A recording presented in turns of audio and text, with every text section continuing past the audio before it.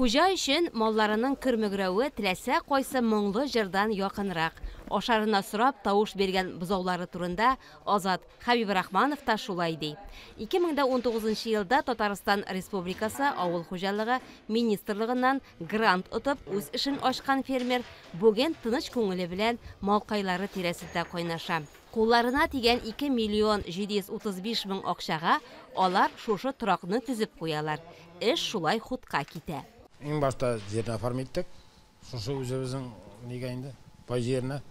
Шушы пай жерне уйлап саларга уйладык инде. Башта ферманы курдык дип әйтәм соң инде. Монда басугына әйт, бер нәрсә дә юк иде. Үзебезнең көч белән, үзебезнең туганнар, дуслар белән шушы ферманы күтәрдек, эшләдек, тырыштык. Үз эшләрен ачып җибәрү Хәбибрахмановларның уртак фикере. Моңа кадәр собага йөреп эшләгән гаилә башлыгы да кем әйткәндәй арып, туеп китә. Бер каяда бармыйча, кыштырмыштыр үз ихатасында гына кайнашу үзенә тарта. Тормыш иптәше Рәбзия ханым иренең һәр эш башлангычында аны хуплап торучы. Ул үзе балалар бакчасы мөдире. Иртән спай киемнәрен киеп, эш өстәле артына килеп утырганчы, ул инде шактый эш башкарырга өлгерә. Бу минем төп эшемә комачау итми, чөнки фермада эш сәгате 4-тә башланса, балалар бакчасында бит инде 8-дә башлана әмма. Ул ике эш бергә бәйләнеп барыла, бер эштән кайтасың, икенчесенә йөгерәсең. Яратып башкарабыз инде бу эшне. Малларны яратабыз. Семья белән дөрестән дә эшлибез бергә. 12-гә 60 метрны кулачлаган торак 2-гә бүленгән. Бер башында аның бүгенге көндә 50 баш бозау бар. Фермерга аларны сатучылар китереп бирә.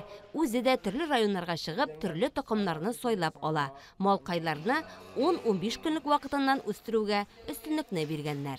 Бәләкәйдән алып үстергәч, аларны карау күпкә кыенрак бит инде. Аларны нәкъ бәләкәй бала тәрбияләгән кебек тәрбияләргә кирәк. Сөтендә эчәргә кирәк, даруында вакытында эчереп торырга кирәк.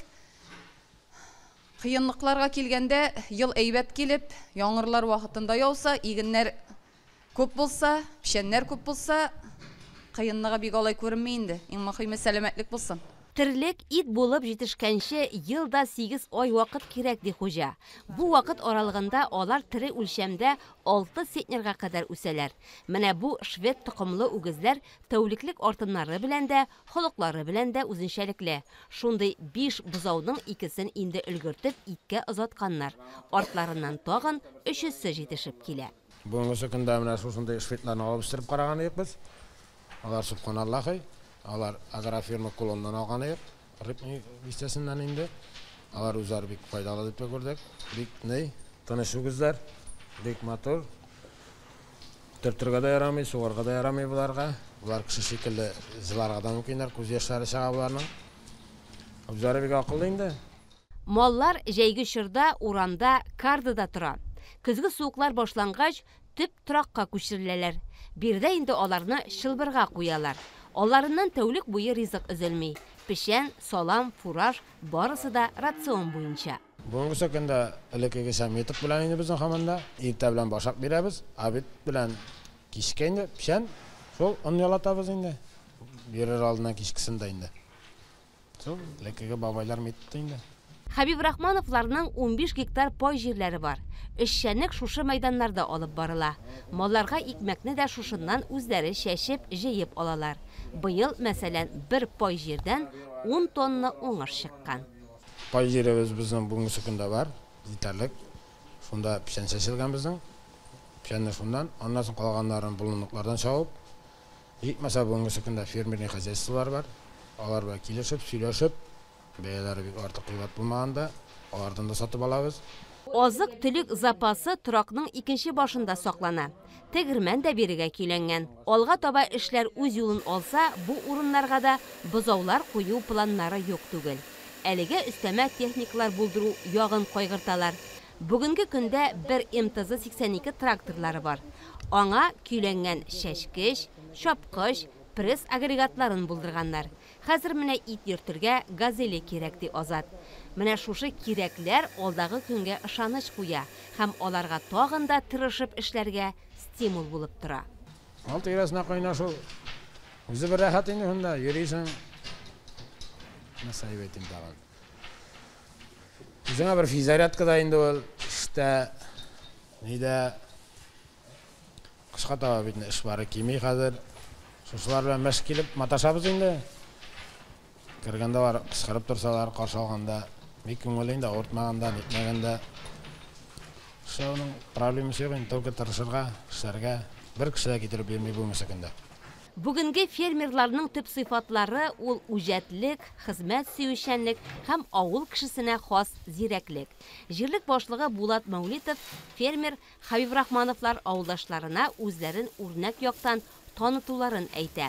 Аларның башлангычы башкаларда да кызыксындыру тудыра. Әлеге программаның төп өстенлеге дип уйлыйм инде мин үз эшеңне ачып җибәрү һәм үзеңнең яраткан эшеңне кешегә тәкъдим итү дип әйтәсе килә инде. Әлбәттә, бу программа белән шөгыльләнүчеләр безнең юк дәрәҗәсендә дип әйтик. Иң беренчесе эшләнгәне һәм әлбәттә соңгысы була күрмәсен инде.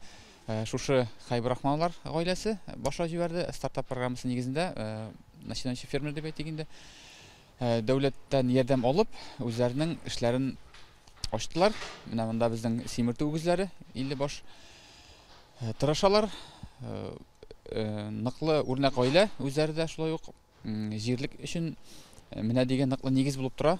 Әлеге ферма кешеләр килеп сорый башладылар, арттылар, сораучылар да бу программа ничегрәк, ничек эшлисез, ничек башлап җибәрәсез дип инде